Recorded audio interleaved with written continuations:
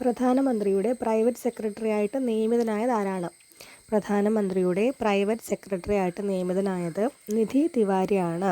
നിധി തിവാരി എന്ന് പറയുന്നത് 2014 ബാച്ചിലെ Indian foreign service ഓഫീസറാണ് നിധി തിവാരി.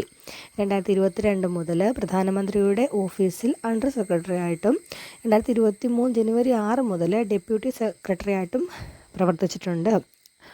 അദ്ദേഹമാണിപ്പോൾ പ്രധാനമന്ത്രിയുടെ പ്രൈവറ്റ് സെക്രട്ടറി ആയിട്ട് നിയമിതനായത്.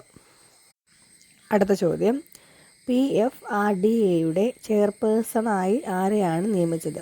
PFRDAയുടെ ചെയർപേഴ്സണായി ആരെയാണ് നിയമിച്ചത് എന്ന് ചോദിച്ചാൽ ശിവസുബ്രഹ്മണ്യൻ രാമനാണ്. ശിവസുബ്രഹ്മണ്യൻ രാമൻ. 5 വർഷത്തേക്കാണ് നിയമനം. പെൻഷൻ ഫണ്ട് നിയന്ത്രണവും വികസനവുമാണ് PFRDAയുടെ ചുമതലയായിട്ട് വരുന്നത്.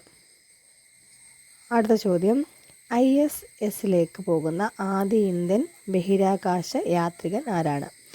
ISSലേക്ക് പോകുന്ന ആദ്യ ഇന്ത്യൻ ബഹിരാകാശ യാത്രികൻ ശുഭാൻശു ശുക്ലയാണ്. ശുഭാൻശു ശുക്ല.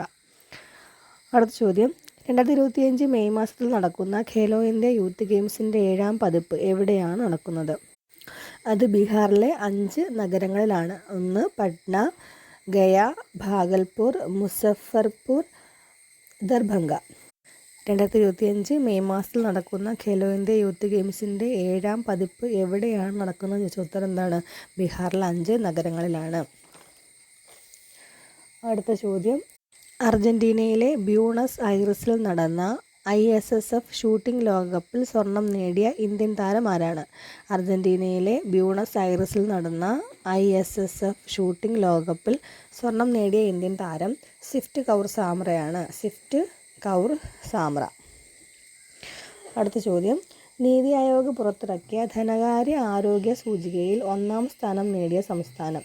നീതി ആയോഗ് പുറത്തിറക്കിയ ധനകാര്യ ആരോഗ്യ സൂചികയിൽ 1ാം സ്ഥാനം നേടിയ സംസ്ഥാനം ഒഡീഷയാണ്.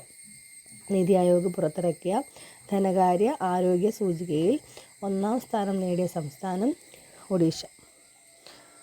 അടുത്ത ചോദ്യം, 2025 FICCIയുടെ മീഡിയ ആൻഡ് എൻ്റർടൈൻമെൻറ്റ് കമ്മിറ്റി ചെയർപേഴ്സണായി ആരെയാണ് നിയമിച്ചത്? 2025 FICCIയുടെ മീഡിയ ആൻഡ് എൻ്റർടൈൻമെൻറ്റ് കമ്മിറ്റി ചെയർപേഴ്സണായി നിയമിച്ചത് കമൽഹാസനെയാണ്. കമൽഹാസൻ.